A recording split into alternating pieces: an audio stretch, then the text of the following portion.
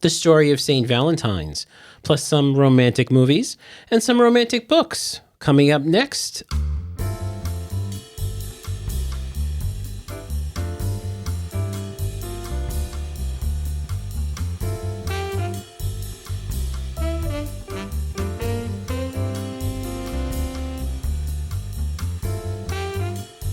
Hello and welcome. I'm Sal DiVincenzo here in the studio with my fabulous colleagues, Sara. Hello. And Nicole Rambo. Hello. How is everyone doing?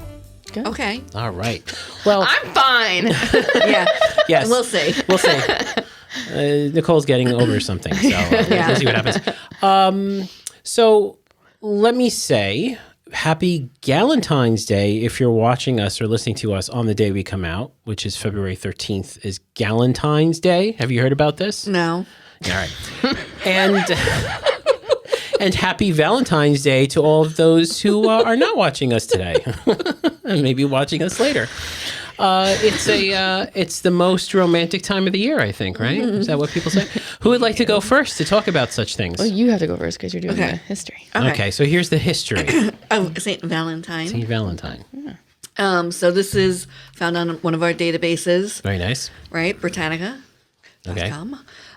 So where did Valentine's Day come from? Everyone says it's a made-up Hallmark. holiday, right? Hallmark. Yeah. But A no. Hallmark company. No, it really Is is. really? It is a real holiday. Goodness, I thought otherwise. Okay. So here we go. St. Valentine, ready? Okay. To celebrate St. Valentine, he's an actual person. He died in 3rd century Rome, and his feast day, which, Yes, it's the feast day. Yes, we have feast days. okay, so I don't know. Us Roman Catholics, we like that. Right, well, his feast day, I It's guess. February 14th. February 14th. There you go. He was the name of one or two legendary Christian martyrs whose really? lives seem to have historical basis. So, although the Roman Catholic Church continues to recognize St. Valentine as a saint of the church, he was removed from the GRC in 1969 because of the lack of reliable information about him. Yeah, I know, but he is a patron saint of lovers, Yeah. people with epilepsy, Okay. and, of course, beekeepers. Really? Mm-hmm. Interesting. Yeah. Did a woman kill him? Well, let's see. By some accounts, Saint Did a woman break his heart? Probably. Saint Valentine was a Roman priest, and a physician who was martyred during the persecution of Christians by Emperor Claudius II, Okay. about 270. Yeah. He was buried on the Via Flaminia. Is that right? No. Keep going. Why do you pronounce it? Let me see. Okay. He was buried on the Via Flaminia. Yes, you got it. What you said. Just assume it's wrong.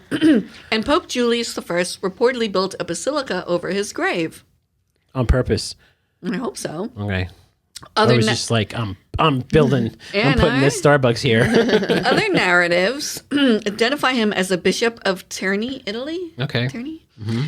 Who was martyred apparently also in Rome, and whose relics were later taken to Terni. It is possible these are different versions of the same original account and refer to only one person. Okay. Yeah. Numerous churches around the world claim to be in possession of his relics. These include his skull on Yes. display in a glass reliquary at the Basilica di Santa Maria in Yeah. Cos- What? Cosmedin? Cosmedin? Yeah, I don't know what that is. Cosmedin Not sick. in Rome. I'm not. Yes. Okay. Relics are very interesting. Have you ever seen a relic before? It's pretty freaky. Yeah? Yeah. Like a piece of bone. Yeah. I've seen like one of the apostles, they have the piece of bone in St. Augustine. It's like, oh, I'm looking at it. I mean, it's tiny, but Yeah. it's really wild. Wild stuff. Wild and crazy stuff. Yeah. A shoulder blade housed at the Basilica. SS Peter and Paul in Prague. Prague. See, you can't make her laugh, though, because she's going to lose it. Yeah. The cough is coming back. Prague. Prague. After having been discovered in the church's basement, 2002. Yes. Imagine finding that in the church's basement. Yeah. Shoulder blade. Next to the solo cups. According to the legend, St. Valentine signed a letter from your Valentine to his jailer's daughter, whom he had befriended befriended, and healed from blindness. Another common legend states that he defied the emperor's orders and secretly married couples to spare the husbands from being conscripted to serve in war. Oh, yeah. Valentine's Day is a lovers' festival. Dates at least from the 14th century. See, there's It's not made up. Hallmark wasn't around Yeah, then. no, exactly. Yeah, it's Okay, so there you go. Valentine's Day, also from the same encyclopedia. Yes. Let's see. It's February 14th when lovers express their affection with greetings and gifts. Given their similarities, it has been suggested that the holiday has origins in the Roman festival of Lupercalia, Lupercalia. held in mid-February. The festival, which celebrated the coming of spring, included fertility rites, the pairing off of women with men by lottery. Oh. How romantic. You won the lottery. Congratulations. So scratch card. It's like, oh, I got Bob. I got 3 Bobs in a row. At the end of the 5th century, Pope Gellius Okay. the First forbid the celebration of Lupercalia and is sometimes attributed with replacing it with St. Valentine's Day, but the true origin of the holiday is vague at best. Valentine's Day did not come... It's pronounced Vogue. No, it's not. Yeah. You took me seriously. That was 5 minutes ago, that joke. But I'm bummed. Valentine's Day did not come to be celebrated as a day of romance until about the 14th century. Wow, 14th century. Yeah. Okay. Formal messages or Valentines appeared in the 1500s, and by the late 1700s, commercially printed cards were being used. The first commercial Valentines in the U.S. were printed in the mid-1800s. Okay. So, I mean, in the grand scheme of things, fairly recently. Right? Well, relatively. yeah. Compared to 270. Yeah. when they were, Yes. Right. Exactly. Valentines commonly depict Cupid, the Roman god of love. Yes. Just a fat little baby. Yes. Along with hearts, traditionally the seat of emotion. And because it was thought that the avian mating season begins in mid-February, birds also became a symbol of the day. Oh. You know that? I didn't know that. Oh, that's interesting. Yeah, and not only is it popular in the U.S., though, Britain, Canada, and Australia also celebrate. And Argentina, France, Mexico, and South Korea also have a similar type of holiday. Yes. And throughout the world, I know in Italy they do a little something, but it's just like that is because of like commercialization and, you know, selling things and that kind of stuff. Well, I think that's what it is yeah. now. Now it's what it is. Yeah. Okay, so just a little brief overview. Okay. Very Real good. quick, because I do like horror. Oh, are you going to give us horror movies for Valentine's Day? Yes, these are all I knew it. all available. Just no, there's not a lot. All available on Hoopla.com that you can Oh. access with your library card. Today, right now, you could do Yes. that. Yeah. So we have a movie called Rabid Love. Oh boy. Rabid Love, and it has Haley Derryberry. That's true name. Did not make that up. Good for Okay. her. Good for her. Yeah. Yes. So here you go. You can. Haley Okay. Derryberry. Rabid Love. Not rated. So that means like X. The story is set in the summer of 1984 and follows Heather Ross and her group of friends just after their graduation from college. We meet the gang on their way to one last weekend at a cabin in the woods, of course, where unknown to Heather, her boyfriend plans to propose. They hear rumors of a wild bear that is supposedly killing hikers in the woods, but they do not heed the warnings of the local townspeople. Of course not. Of course not. Love triangles bloom Ooh, with the bear? as the campers attempt to follow their own individual desires. The appearance of a strange hunter in the woods complicates things further as people start to disappear I think and die. Haley Derryberry is playing the bear. Heather is forced to fight for her own survival and find out who is responsible for the death of her friends. And also, what's with this love triangle? Yeah. In the midst of Killer Yeah. Bear. Yeah. Is it the jerk Adam, her own boyfriend? The sultry summer? The strange hunter? Who could it be? I don't know. I'm going to watch this. Yeah, I okay. think it's definitely the bear. Yeah. Love triangle nightmare. Is there a Derryberry in this? There's no What Derry name Bear. is this? No. We have, oh my gosh, I'm not even going to say. Tomas Chokanek. Chokanek. Wait, okay. In my defense, go ahead. Yeah, Chaconic. Chaconic. Okay, there you go. I think the goal for this week's episode is to make Nicole sicker than she already is. She's gonna lose it. Fine. All right. She says it so smoothly. Chokaneck. Well, how would you pronounce that when you just... Even if I thought it was chokaneck, I would have. I think it's Chokaneck. Or Chokaneck. Yeah, whatever. Chaconic. We live Oh, on the Long Chaconic. Island. Yeah. The Chaconic. The Chaconic. The Chaconic Bay. Tomas of the Chaconic Bay. Okay. We have him being a strangler. I think right here, this is Hassan Phonics versus... Okay. Yeah, we are. Chokaneck. Okay. Sound it out. Yeah. We haven't recorded in a couple weeks, so we're a little punchy. So Okay, Brittany, a new divorcee, is attending her divorce party weekend Yeah. and meets handsome stranger Jake. Turns out the new guy is evil, and she will only realize this when it is too late. Oh, no. Yeah, it's a Lifetime movie.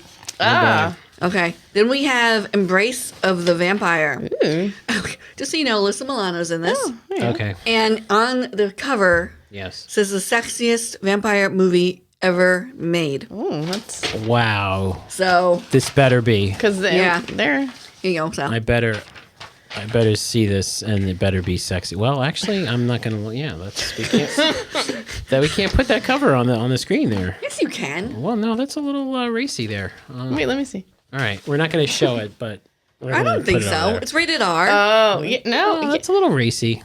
Sarah. What? You I see See, blind? she doesn't see that part. Oh, it's just cleavage. Jennifer Tilly is in this also. Oh boy. I like Jennifer Tilly. Yeah. This original cult thriller that inspired the 2012 erotic horror remake stars film and TV icon Alyssa Milano in one of her most revealing and controversial roles. on the cover. Charlotte is beautiful, but chaste college freshman nearing her 18th birthday. Oh, this does be old. Who, after meeting a mysterious, handsome suitor, begins to experience erotic nightmares. What Charlotte doesn't know is she is a reincarnation of a Transylvanian princess. The suitor is a vampire who once loved her thousands of years ago. Oh. It's like I haven't seen you in like 1,000 years. Sounds like one of my novels. Yeah. Okay. Last but not least, we have dating horror stories. Oh, this isn't a horror movie. This Yeah. is just a straight one. Falling. It's just a straight movie. It's not horror. It's just a plain movie. Yeah. Falling in love can be very scary. It has Jeff Clark Jr. in it, in case people know who that is. Jeff Clark Jr. I'm just picking the easiest names to say. Yeah. Someone doesn't make. Yeah, give me that Fun of cover. I want that me. cover. There you go. Okay, dating horror stories.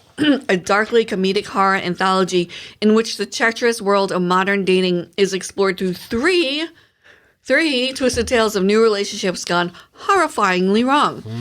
Each story delves into the bizarre and macabre, showing that dating can be more than just awkward. It can be deadly. Scary out there. You know, she's right. Every single other name here, I would have a hard time pronouncing. Thank you. Yeah. Okay. So if you want to do a non-traditional Valentine's movie night, and you want to be scared as well as perhaps, I don't know, aroused by such things, take some of these movies. And actually, don't even take them out. You just do streaming Hoopla, on yeah. Hoopla. And if you don't know, Hoopla Digital, if you have a Middle Country library card, Yes. or if you probably have a most Suffolk County library Yeah. cards, or even if you're watching us in another part of the country, hi, your library probably has Hoopla too. So you use your card to log in. It's kind of like the library Netflix, I guess. It's for lack of a better terminology, and you can watch those now. Great. Thank you, Sarah. Nicole, let's see if you get through this. Yeah, I will. As you alluded to, I was sick last week. Not anymore. Yeah, no. Sure. But while I was sick, I binged a show, as sick people tend to do, called Rivals on Hulu. Have you heard of this? Yes. Okay. David Tennant's in it, which I guess is like the biggest name for Americans. But then there's a lot of other. It's set in England, so they're all like British and Irish actors. And then once you start, you're like, oh, here can I say American? But it had been on for like a while, and I don't really care. I don't care for David Tennant. Like, I don't not like him, but I don't like love him. So I wasn't watching. I had no idea what the show was about. You know, like a Doctor Whovian. No. Yeah. Okay. Actually, the only thing I had seen him in previously was Jessica Jones, where he plays a very bad Okay. guy, and he does that very well. He does. And he's bad in this too, and he's excellent in it. But anyway, He's bad. Excellent. So I started watching it, and it was so good. It was so good. And like as I'm watching it, one of the characters in it is a romance author. But then as I was watching, I was like, whoever is writing this reads romance novels, because it was perfect, like beat for beat in a romance novel, like everything that you're looking for. They did such a good job. Come to find out, it's based off a series. It's set in 86, 87, and the series was written in that same time. So it's like an older series. It's by Jilly Cooper. This is off of the book Rivals, but the series is like the Rutledge Chronicles. So it's about like that town. I didn't read the book. It's like a 700-page book, because it's very like twisty and turny. Like I feel like I had only noticed that it was so romantically based because of the beats that it was hitting, but like I think anyone could watch it and like enjoy it. It was about I'll read the thing. The glamorous cutthroat world of 1980s British television. It's all about power, a time when the affluent elite existed in a bubble of immersed wealth and influence and would use any means to get what they wanted. Lord Baddingham is desperate to retain the Corinium, that's Tenet, the Corinium TV franchise, and to do so, he's hired Declan O'Hara, an Irish talk show megastar. Baddingham has also enticed on board Cameron Cook, a gorgeous and brash executive, she's American, to produce Declan's program. But Declan and Cameron detest each other, they're soon provoking a storm of controversy. So even in that, you wouldn't know it was a romance. Like, there's nothing about that. Because it's like they're all just like cheating on each other. That's like the romance of it all. But like, it's really, really good. I don't know how else to say it. I really, really loved it. And is it old? You said it was old. The book is old, but the show is new. Oh. It's brand new. Okay. Yeah, it just came out in October, and it got renewed for a second season because the show is 8 episodes long, but it's only one half of that book. A gigantic Yeah. tome. Yeah, so it's like a big book. So it's a lot more than just the romance aspects of it. It's about this like British television power and blah, blah. So I looked on Novelist, so one of our databases, for books that are like rivals. Cool. I found 2 books from there, and then I found 1 book from a TikToker. So the first book is called Lies and Weddings, and that's a part of the Cities series. It's actually the second book in the Cities series by Kevin Kwan. And the reason that Novelist says it's similar or read alike is the appeal factors are gossipy, plot-driven, rich and famous, comedy of manners, and the subjects men-women relations, womanizers, and seduction. Okay. And now on another website that I go to, it's called romance.io. It kind of it tells you, it's like a crowdsource kind of thing, to tell you like what other people who read romance like think of it. Kind of like a Goodreads, but they also have like a spice level to see like how spicy it is. Oh, So nice. like the show, Hulu's on the Hulu's adaptation of Rivals is very graphic. So it's like 18 and older. Like it's I'm sure. Well, it's got to be, right? It's Disney. yeah. And romance.io gives that book a 3 out of 5 for spice. But Lies and Weddings is like a 1 out of 5. So it's like closed door, it's a little bit, maybe like some smooches, but nothing like crazy. Closed door smooches. Yeah. It has a 3.76 rating on Goodreads, and that's out of almost 38,000 ratings, and it was nominated for a reader's favorite romance in 2024 for Goodreads. So this is a forbidden affair erupts dramatically amid a decadent Hawaiian wedding in this hilarious, sophisticated, and thrillingly plotted story of love, money, murder, sex, and the lies we all tell about them. Oh. So I think that sounds like a good... Yeah. Like if you like the show, if you like that, that sounds like a good... book that's similar. The second one is from Miss Danielle Steele. So, Yeah, we know her. Yeah. It's called Palazzo. It's one of her more recent books. I think it was published in 2023. Palazzo. This, again, this was from Novelist, said it was a read alike because high drama, gossipy, mainstream fiction, relationship fiction, upper class, rich families, and British people. So you can search on all those, right? If you wanted to, you can just like check off. That's really cool. I like it. And again, on the website that I go to, that romance.io, this is like all closed door, so it's not very spicy. Okay. And it has a 4.17 on Goodreads out of a lot of reviews. So this is about Cosima. She navigates her personal and professional challenges with a wisdom beyond her years, but her success has come at a cost. Her needs are always secondary. She's married to the business, and her free time is given to those who rely on her until she meets Olivier Bayard, the founder of France's most successful ready-to-wear handbag company. A brief conversation on her Palazzo's terrace turns into a tour of the Severio workshop, and 15 years after her parents' death, Cosima has found a confidant. So she's like she inherits like her own like fashion kind of thing, and then she meets this guy. But good reviews. And same thing. It sounds like it would be good. But I feel like the Rivals probably a little bit less backstabby like kind of stuff. But that's Danielle Steele. And then finally, I went on TikTok and like could see like if you liked Rivals, here are some books that you like by like these book talkers, and this one is actually a YA book, and is also it was made into a TV show that is beloved from what I could tell, but it was canceled after the first season. Okay. But this was My Lady Jane, and it's the Lady Janie's series. This is book 1. This has a 2 out of 5 on that Romance.io, so maybe like again some like kissing, but nothing like crazy. And the authors are Cynthia Hand, Brody Ashton, and Jody Meadows, and this has a 4.01 on Goodreads at almost 74,000 ratings. And this one was nominated for Reader's Favorite Young Adult Fantasy and Science Fiction in 2016. My Lady Jane co-authors have created a one-of-a-kind YA fantasy in the tradition of The Princess Bride, featuring a reluctant king, an even more reluctant queen, a noble steed, and only a passing resemblance to actual history. But sometimes history needs a little help. At 16, Lady Jane Grey is about to be married off to a stranger and caught up in a conspiracy to rob her cousin King Edward of his throne. But those trifling problems aren't for Jane to worry about. Jane gets to be Queen of England. Like, that could go wrong. So it's cute. I know a lot of people who absolutely love the show. Sad that it didn't get picked up for a second season, but those are some books. They're also books, so you can. Nice. Yeah. So if you like the show Rivals, let me know. We can talk about it because I love it so much. Great. Excellent. So there you go. You're all set. You have everything that you need for this Valentine's Day weekend. Okay. You have the movies. You have the history. Yes. You have the books. Put it all together, and man, that sounds like a fantastic time that you're gonna have. Yeah, so very good. Well, thank you so much, both of you, for educating us all and entertaining us and not dying whilst on I camera. feel fine. Yeah, you sound great. You sound awesome. So that does it for this episode. If you want to listen to older episodes, read our show notes. Take a look at mcplpodcast.com. That's where we put all that stuff.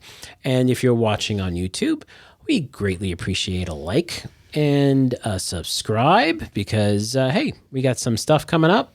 We always have stuff coming up, but we're working on some stuff, okay? Some good things are coming, I hope. We're going to be going into the field this summer. We're going to be recording some things out in the field, okay? Oh. Have fun. We're going, yes. Don't spoil it. Anyway, for Sara Fade and Nicole Rambo, I'm Sal DiVincenzo. We'll see you on the next show.